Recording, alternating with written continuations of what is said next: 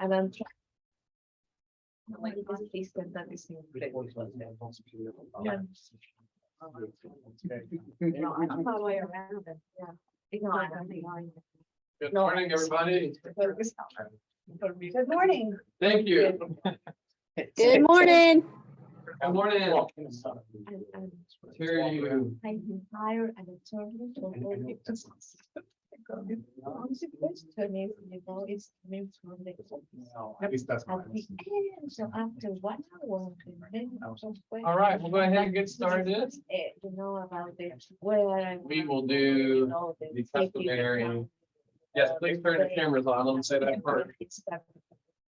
Even if you're Margaret, you're trying to get the camera the right way. It's upside down, there you go. That's fine. You can be upside down. You can change it up. We will remember who you are if your camera is upside down.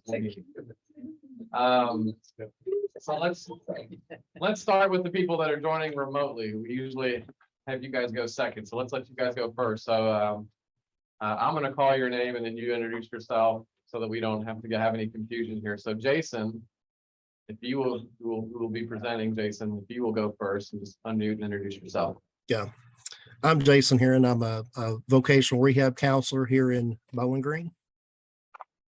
All right, and then I'm just going by how I can see the screen. Heath, if you can go next. Hey, good morning. This is Heath. I'm calling in from Community Action Southern Kentucky, the Refugee Employment Program. All right, and Dana. I'm Dana Patterson. I'm with the Simpson County Literacy Center. Margaret.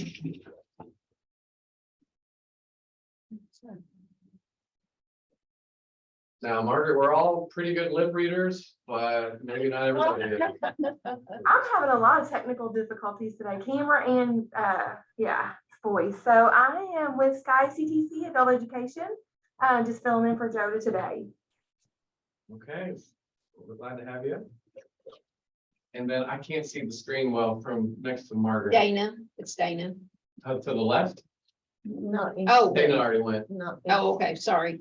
I can't see the I name. can't read it. It's Curry. Last name's Curry. Curry, last name is Bethany, okay. Bethany. Good morning, everybody. My name is Bethany Curry. I am a Bowling Green native, actually calling in from Louisville, Kentucky. I am a senior return to work coordinator for a state program called Retain Kentucky, and I would love to share more about that at one of your future meetings. Okay, glad to have you. First time caller, long time listener, right? All right, underneath we have Miss Dana. You will introduce yourself. Did you say me? Yes. Okay. My name is Janice Shell and I'm the reentry navigator for the Cumberlands and South Central Workforce Development Boards. Right, and then next to her, we have Miss Laura. Good morning. My name is Laura Torres, and I am the program coordinator for Commonwealth Quarters. Okay. And then I see Sarah Morgan Russell next. Good morning. I'm so sorry. I'm having technical difficulties with my camera, but I am here. I am Sarah Russell and I am with Audubon Area Community Services. So good morning, everyone. Good morning. All right, then Miss Paula. Good morning, everyone. I am the job self-sufficiency coordinator for the Office of Voc Rehab. And I did everyone a favor today. I'm letting Jason present instead of me. That is to be determined, Miss Paula. Okay. No. Jason's like, yeah. All right, Miss Amy. Amy Smith Thomas from Butler County Adult Ed. Hi, everyone. Hello. Thanks for turning your camera on. Yeah. All right, and then Miss Beverly. Good morning. I don't know if you can see me. I thought my camera came on. There we go. Beverly Ford with the Great Onyx Job Corps. I'm a liaison specialist, recruiting staff and students for our program and forging partnerships with each of you. All right. Good to have you as always. And then we have, I think, two more. Brittany.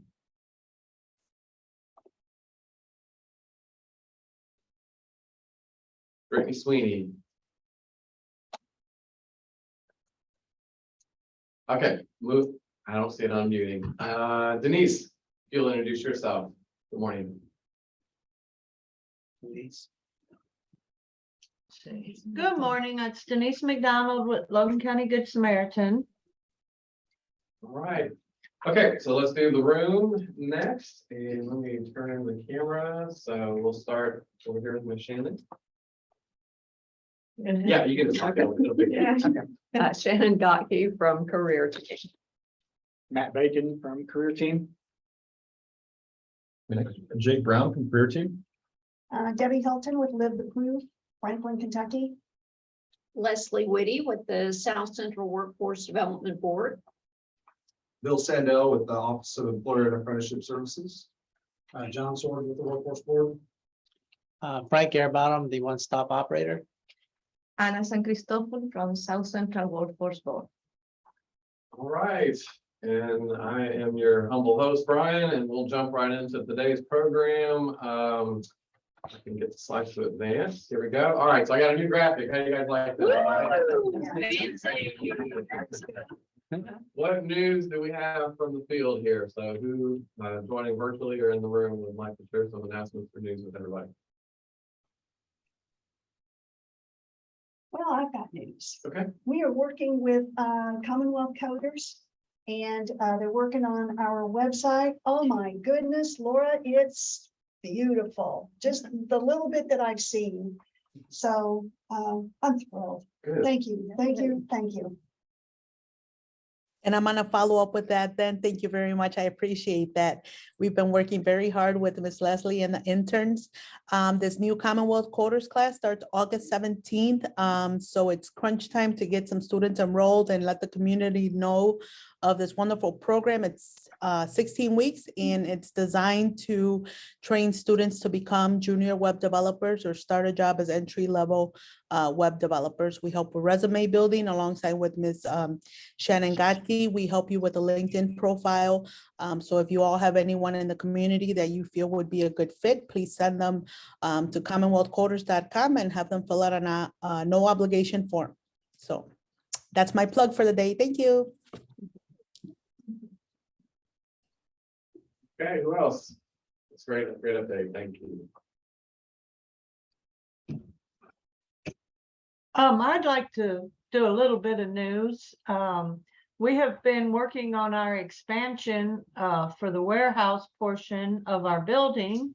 And we have finally broke the wall through and we are able to go into our new building and use it. We're still in the process of moving things around and getting things together, and we're still waiting on our walk-in freezer to come in. So we will be doing an open house and everybody will be invited to all of that. So hopefully it'll be soon. Thank you. Great. All right, who else? We have a big event coming up in Edmonson County. It is our Talent Tuesday hiring event, August 9th at the Edmonson County Public Library. And we want job seekers there. We want to get, as much meaningful interaction as possible. That's one of the reasons why we're taking these events to the different counties, to make it easy for job seekers to attend. So if you're willing to share on social media, that is huge. Shares really get more traction than the sponsored posts. So all of that is appreciated. And we're excited to be going to Edmonson County and hope that we're able to have some meaningful connections there. There you go. All right. Anybody else have any other news to share with the group? Shameless plug as always. Stay connected to us and get on Frank Garavato's distribution list with announcements that come and go throughout the month by going to the Workforce Board website, as you see displayed at the top, and then there's going to be a page that says partners. And then you can click the I'm interested and fill out a short intake, and that will kickstart getting you put into the email blasts that we have, so. And keep in mind, I'll try to say this every month, but if you got any new staff that you want to receive those emails, so this is not just, okay, I've been here, you know who I am, but if there's any new staff working under you that you want to receive those. Any needs to talk about anything that somebody's like, hey, throw me a bone here, I need some help. Need a direction, anything like that, before we get into the topic. Okay. I see more hands on my slide than I do in the crowd, so I'm gonna keep going. Also, just a plug, or I mentioned this the last 2 months, but we are trying to track as a system the employment opportunities, the typical ones. So I have shared access, I believe, with everybody who has wanted access to that to at least see it. If that is not you and you've joined the meeting today, or you want, again, somebody else on your team to at least have view access, let me know.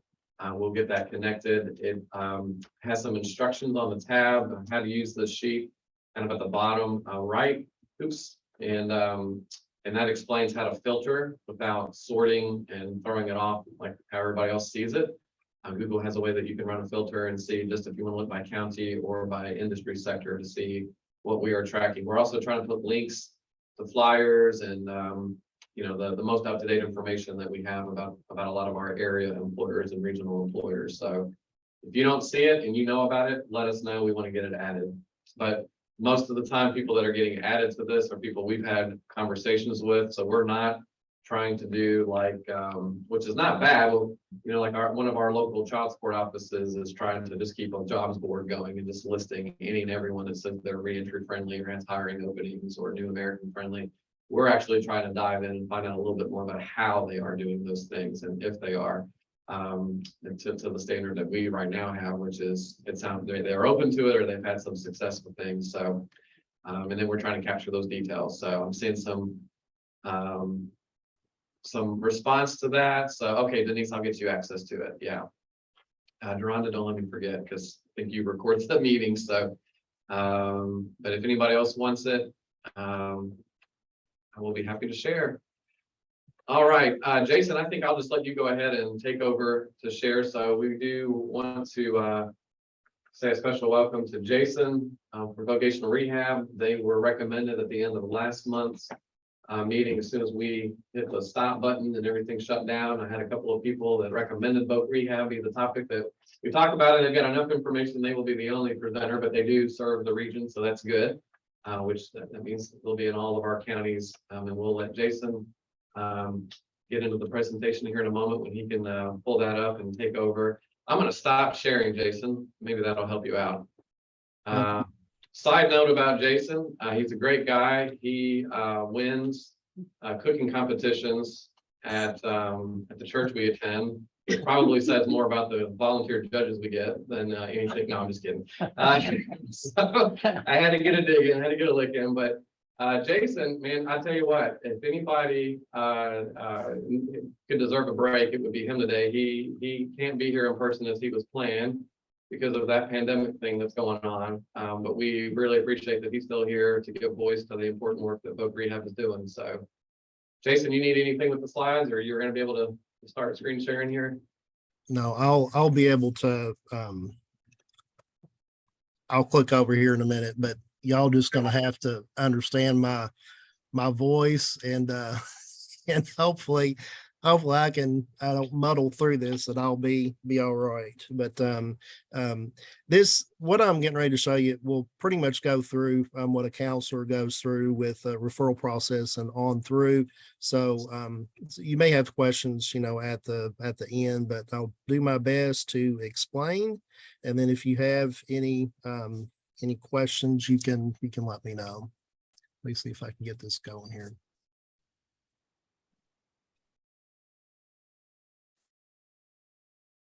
Can you all see that? Mhm. Is that a yes, Brian? Yes. Yes. Okay. So one of the resources was American Community Survey, and this is dated 2017, and this is looking at adults with any disability. So those not employed with a disability is 70%, and those that are employed are 30%. And one thing to note is that it means any paid work. Okay. Adults with intellectual disabilities, more or less, we consider those kind of cognitive in nature. Those not employed are 79%, and those who are employed are 21%. Now, what constitutes a disability? It's a condition caused by an accident, trauma, genetics, a disease, which may limit a person's mobility, hearing, vision, speech, or mental function. So the impairments, that can be physical or an attitudinal constraint that is imposed upon a person, regardless if that person has a disability. And so one of the things that's also kind of important is accessibility, or being accessible. In order for a person enter to reach, something is made obtainable or attainable. Jason, Yes. your slides aren't forwarding. Are you serious? Yes.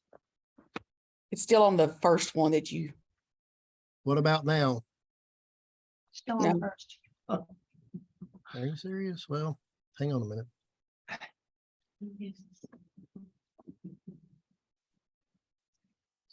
I'm glad you said something, because I don't want y'all to be completely.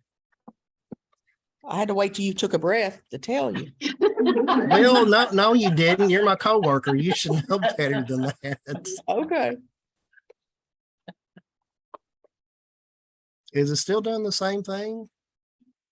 Now, like I said, Jason, I can pull it up from my end, and I'll stop your share, and then I can share.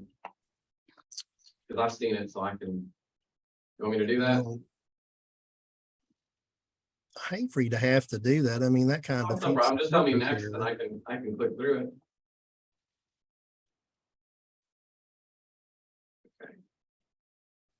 Hang on one second. I think I had multiple. Somehow I had multiple. That's usually what ones happens. Doing ones to pay open. attention. Yeah.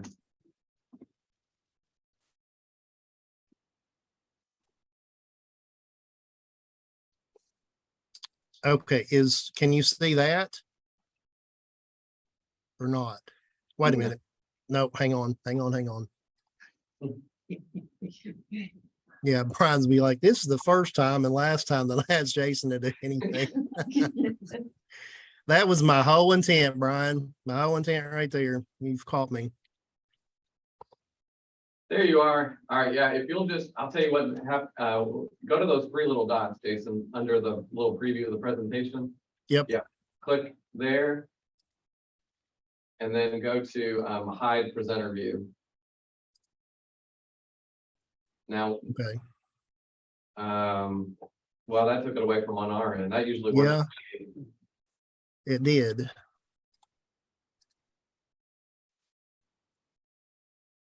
You're good. We got you. Just, yeah, That's good.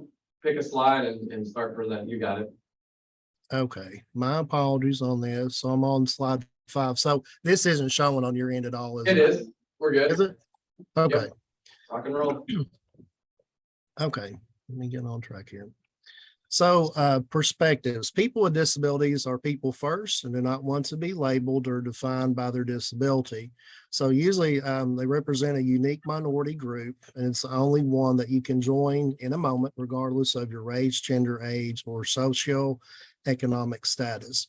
So typically when a person acquires a disability, they are a person. That hasn't changed. Everybody's human. And that's important for us to keep in our perspective.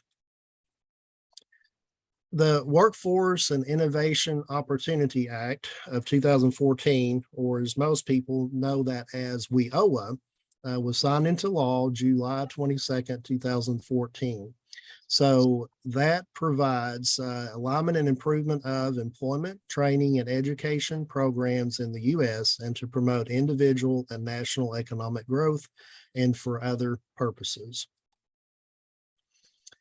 So looking at vocational rehab, and there are usually the main vocational rehab offices are located in the larger cities, and the counselors are assigned to counties and go to their respective counties. For example, I have Warren County and Butler County.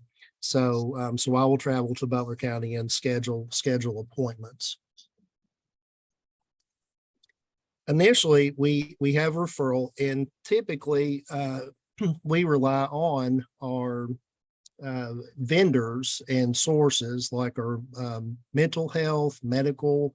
I work a lot with hearing loss, so those Med Center, ENT, and others, they will make referrals, and either they will send the information or they'll give Voc Rehab's number and have them call. And so that's where the process starts, is they will call in, an assistant will take down their information and then schedule them an appointment to meet with a vocational rehab counselor.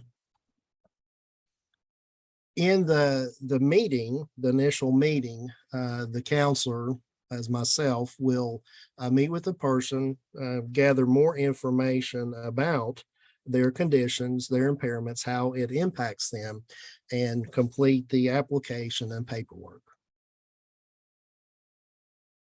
So another thing we do is get their work history if they have worked. Some people haven't, and so it might be a trial work experience, or we might set them up with assessment to see if they can, what they can and can't do. And we determine what they would need in order to be successful. Once the counselor gets the medical releases that determine or document the person's diagnosis and impairments, then that counselor will determine the person's eligibility. Some of the eligibility. Can I ask you a question real quick, Jason? You sure can. I know this has come up a lot over the years. So if somebody has never been diagnosed before, do you guys run those sort of assessments internally, or do they have to go elsewhere? No, that's a good question, Brian. We can do an assessment. Let me give you an example. If somebody is maybe they're indicating that they've got a number of issues going on. Maybe it's mental, emotional, and they haven't maybe been to a therapist, or maybe they said that they were never diagnosed with ADHD, or maybe it was something else. Then we have a clinical psychologist that we'll pay for that assessment, and we will have that scheduled, and then that will be part of what we use to determine their eligibility. Okay, thank you. So yeah, we can do that. And sometimes it might be fiscal, where they haven't, if they don't have insurance, or they haven't been able to go and go to a doctor to be examined, we can do that. Okay. So one of the main things we look at is, does this impairment result in a substantial impediment to employment?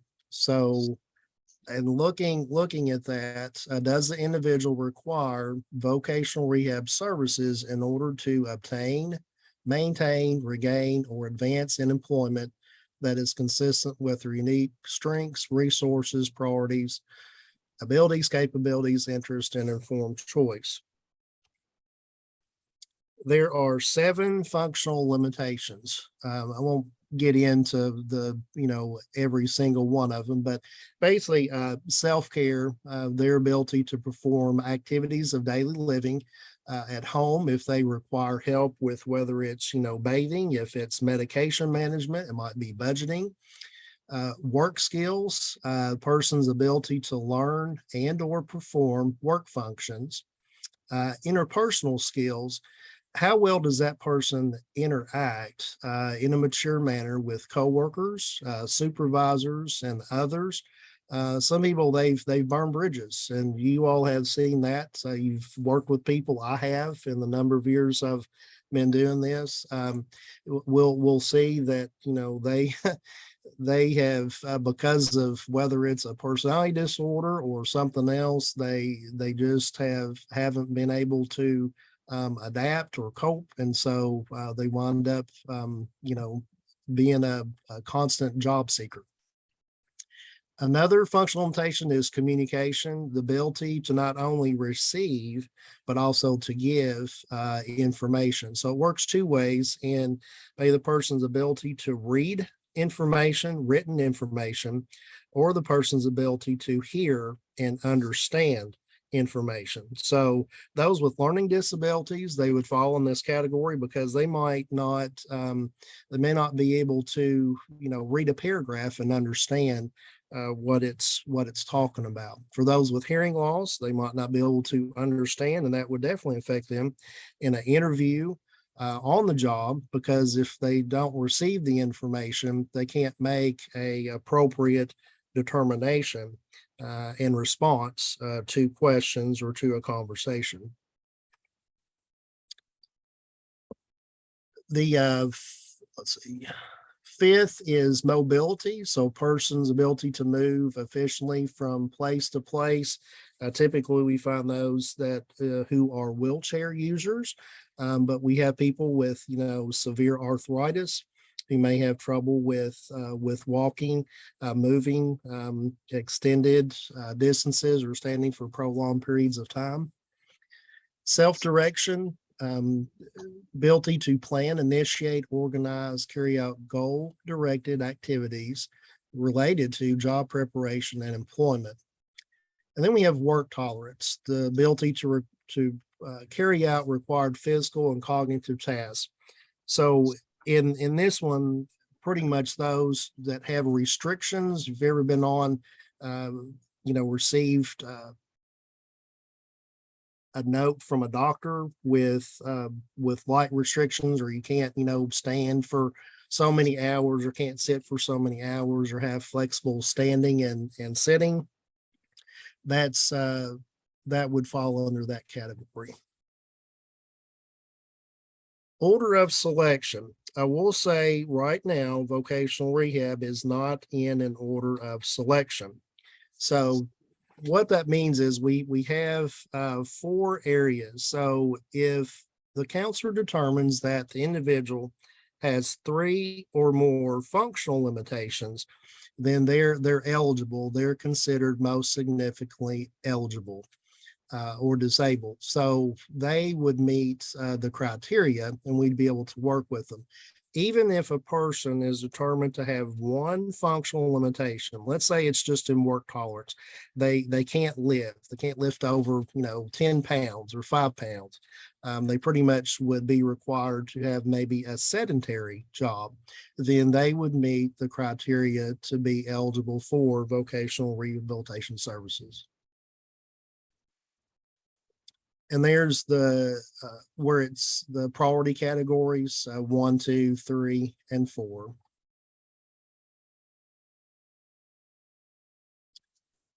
In the past, and this has happened probably about 6 years ago, we did have a waiting list. And so if a person didn't meet the criteria, maybe they only had 1 functional limitation at that time, then they were put on a waiting list. And when they were moved up the list, then the counselor would be notified, and then we would let the consumer know that we could serve them.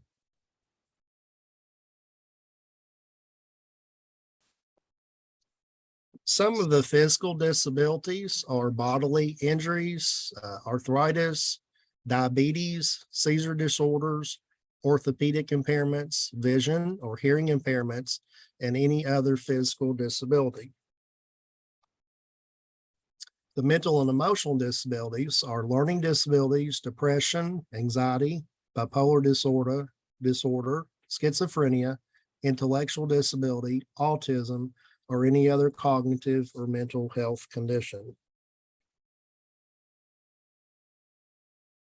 So once the counselor has determined the person is eligible and has enough sufficient information to develop and write a plan, then that's the next step in the process.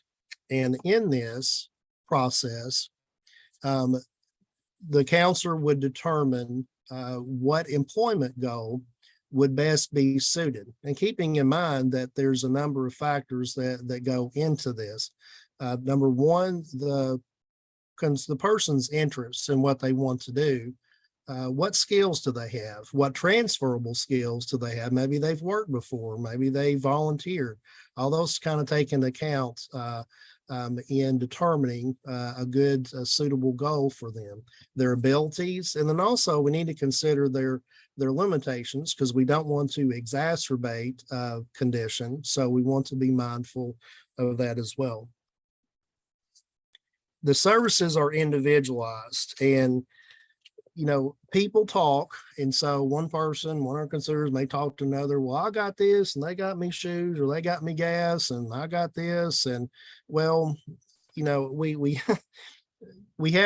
individualize, and it's based on what that person needs. It's focused on that. So we're considerate of that. And when the counselor sits down to develop the plan, the consumer has a say. So it's not just the counselor directing, you're going to do this, this, and this. No, the counselor has a good understanding of what resources and services are available, and the counselor will present that to the person. And then ultimately, together we collaborate and we write the plan and list the services that are going to help that person to reach their employment goal.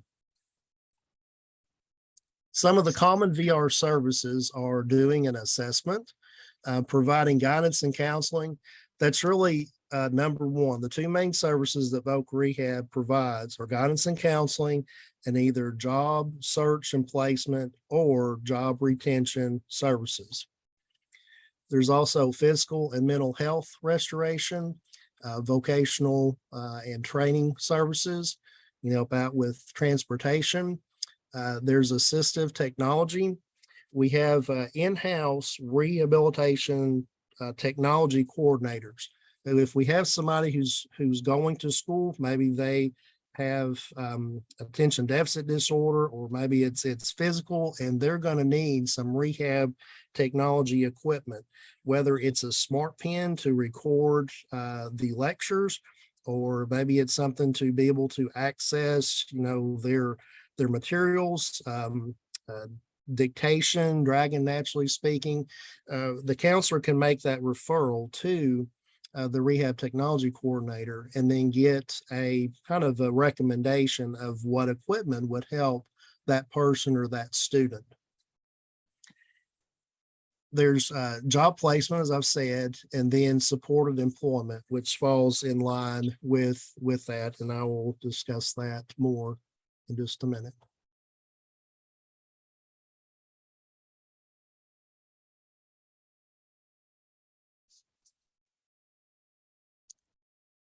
So the next is, once we've done that and developed the plan, and maybe they're ready for employment, we look at competitive integrated employment. So they have to be paid. And typically, we don't like that to be, under the table type of employment, because that would really go against the whole idea, or the issue of, we are receiving taxpayers' dollars. So Voc Rehab gets 78% federal money and about 22% state. So when we're able to get somebody employed, well, they become a tax-paying citizen, and thus that cycle is complete. On the other hand, if we're able to provide services to help them, the person keep their job, well, then they're still, paying taxes. And so we have done our part to help them continue in the workforce. So one of the things is that they at least, have to be in a situation where they're working with others. It's not just primarily individuals who are in like a sheltered workshop. And most of us know of Life Skills Industries. They provide a great source a great need for those who cannot go out there and maybe get a regular job, but they are able to work, and it's based on piece rate. So we don't get a successful closure out of that. So we are talking about getting them involved in competitive integrated employment. So the person has to be eligible for, benefits and promotions in the job that we're getting them in, and that they're interacting with people without disabilities. So all this is leading to competitive integrated employment. And on this screen, you're going to notice that there are 3 different ways that the counselor has to utilize in order to help a person to gain employment. And these are basically upon the counselor's decision on what is going to benefit that consumer the most. So the in-house job placement services, that's Paula Brooks, that's in my office. That is what she does. The employment and retention services, that is one of our providers who we would pay to that employment specialist to meet. And, that person may need a little bit more help with connecting and being able to gain a job. And then support employment services, that's more intensive type of services, which I'll go into in just a second. So the in-house job placement, Paula works with the individual. She would get the referral. She's going to access, the South Central Kentucky, the labor market. She's going to look at, other resources that she has, the contacts she's made with employers in the area, and she's going to line that up with that employment goal that the counselor and consumer have written on that plan. And she's going to work with that person to their interview skills, employability skills, and make sure that they are able to go out and successfully acquire a job. And if they need something else, and that's where Paula relates that to the counselor, if there's any other thing that person may need.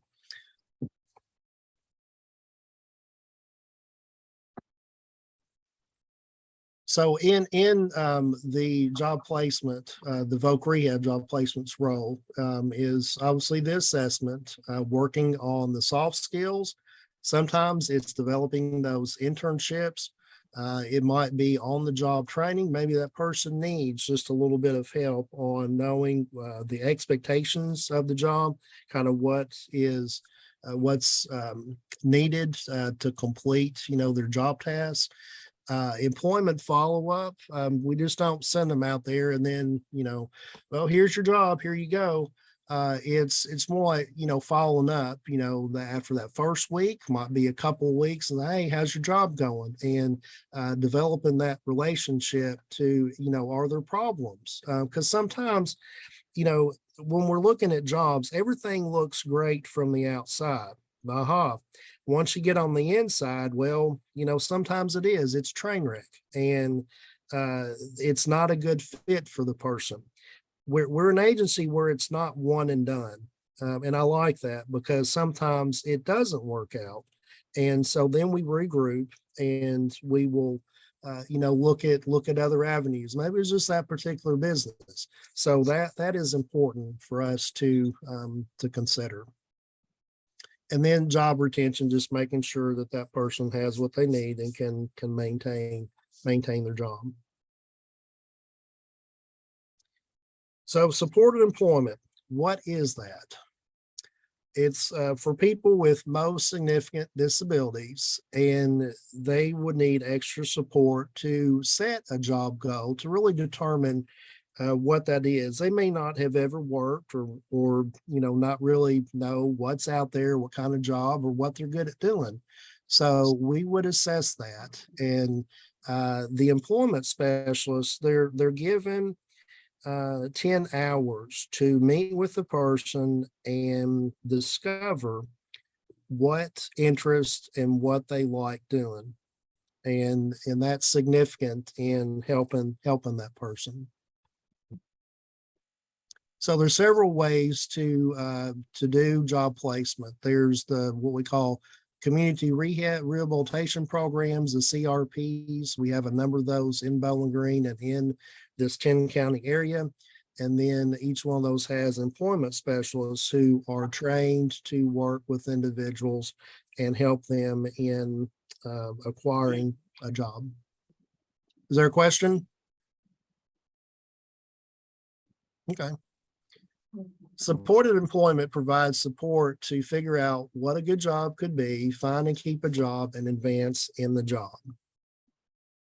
So like I said, there's the discovery component, which typically that person would meet. And what they're doing is they're developing a PCEP, a person-centered employment plan. And then the counselor gets that and goes over that with the consumer to make sure that that is indeed what the person wants to do, and then kind of outlines an employment goal based on that information. And this is saying the same thing that I just went over.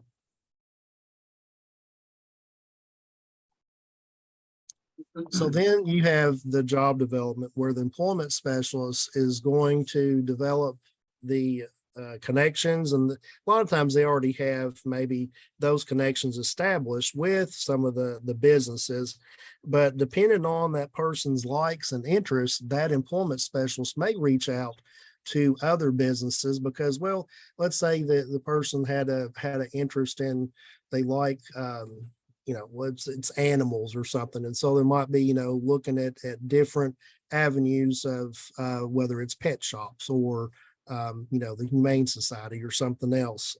And so it's developing those and making those connections. So they'll search for a job that matches the skills and abilities to an employer's needs.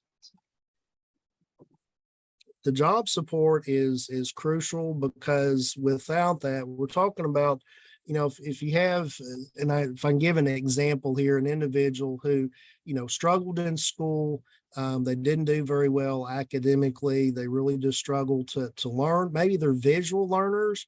You have to show them. You have to show them how to do something. The steps have to be simple. We can break those. The employment specialist would break those steps down.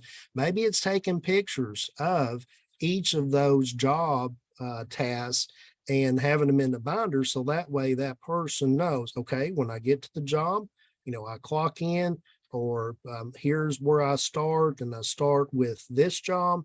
And then once I'm through, I take a break and then I do the next job. So that's one of the critical components of this. They'll help them, the employment specialist helps them to learn the job, to learn about the coworkers, the routines of the workplace. And the goal is for that employment specialist not to be side by side with that person. Well, they can't be 24/7. Initially, they'll be beside of them more in the beginning to make sure that person understands the job and what they're doing. And then they'll gradually fade. They'll fade away and they'll rely on that support system. Hopefully, the supervisor, other coworkers that, that person can go to if they have questions, but that employment specialist will continue to follow up with them. So we have for vocational rehab, a successful closer for us when we start somebody and they get their job, we follow up with them for 90 days. So we can't consider it successful until they've worked 90 days. Now, for a person who needs supported employment services, that time frame is double. It's 180 days that, they're employed 90 days, and then we continue to follow up with them for an additional 90 days because they're going to need support. We want to make sure that they are still doing good in their job. And if they need something, other supports or other services, then, we can do that. We may have to amend their plan to put, an additional service, but that's there to help that person. I'll be brief because I know I've been talking for a while, but this is one of my consumers, Steve. And when he initially came to me, he was working at Rivendell as a support specialist, and he was really having a hard time hearing and understanding others. And it really bothered him because he, when you're trying to do your job and be competent in your job, you can't really do that if you don't hear all the information that's coming in. And so after meeting with him and having a hearing evaluation and providing guidance and counseling to him on, the hearing loss, he was able to get hearing aids for him, discuss about the best ways of communication, avenues that he would have in using his hearing aids to the best visibility. And he was successful. He is greatly appreciative of Voc Rehab Services and being able to help. Now, from his initial job, he has since, he's been a special ed teacher's assistant. And then here lately, this is a more current picture of Steve. He's now working at Goodwill. Loves it. He is great at interacting with people. And he'll tell you, without the hearing aids, you might as well be talking to the wall or somewhere else, because he wouldn't be able to hear, what's going on and follow up, appropriately. So he's been a good one. And there's lots of success stories. We have many, but that's just one of mine. There's more information about vocational rehab. There's employment files that tell a little bit about us. The second one down about vocational rehab, that kind of gives a better overview.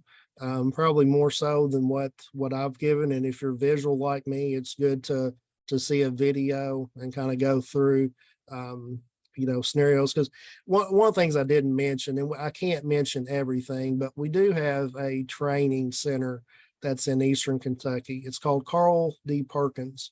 And we can send consumers there to be trained at their own pace in a number of things, whether it's cosmetology, janitorial. They've even got a pharmacy tech position that they've coordinated with CVS, and it's phenomenal. They go through the program, and then they're kind of reach out to a local CVS from where they live, and they can, if there's a job opening, they can get a job. So I know I've talked y'all's ear off, but if you have any questions, be glad to take those. I had one question. Sure. Is there restrictions on, like, say, temporary disabilities versus permanent disabilities? And is there like a distinction between that? Like, somebody gets in a car accident and it's going to take them 6 months to fully recover. Would that be something that you guys would assist with versus? That's a good question. If you're talking about acute injury and maybe you've been in a car accident and you break your leg, but yet, you're in a cast and you're going to recover from that's not really going to meet the definition. Let me throw a curveball at you. And not that you all are Voc Rehab counselors and making these determinations, but if a person has, let's say, diabetes, and they have, some other conditions, but they're controlled and they don't pose an impairment or a work restriction, then technically if they're doing fine and, they don't need anything, then really they're not eligible because they couldn't benefit from our services. If it was uncontrolled, diabetes, their blood sugar levels were all over the place, and is really having a hard time, and the standing thing, maybe they had neuropathy in their extremities. Those are conditions that we definitely look at things like, yeah, you have a situation where you would be eligible. So Thank you. well, I hope I hadn't bored y'all to death. My goodness. I have another question. I would like to know if you offer these services in another language. In another language. I'm Yes. glad you asked that. On our website, we're transparent. We have forms in Spanish. All the forms are in Spanish. We also have the ability to communicate because, Bowling Green's a melting pot. We have the International Center here.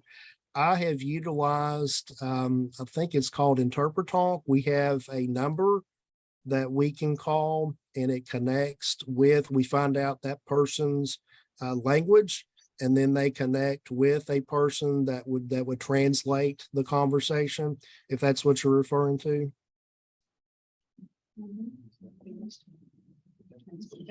Thank you. Yes. Great. Yeah, go ahead. Jason, are you, you had mentioned the Retain program, and I don't know whether you're gonna go over that or someone else. One of our residents is working with VR, and they have been referred to the Retain program, and I'm interested in that too. Mhm. Don't know if it's the same thing. Right.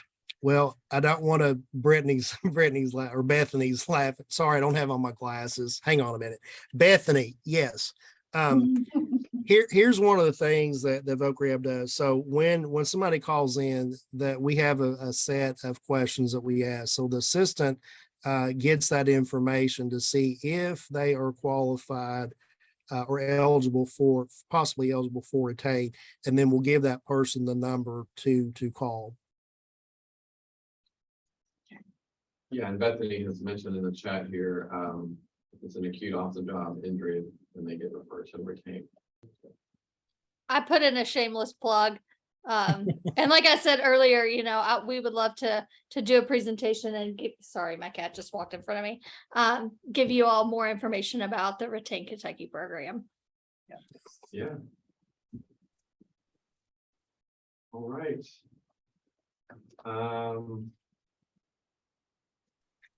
Well, yeah, we're wrapping up. Oops, let me get this. Here we go.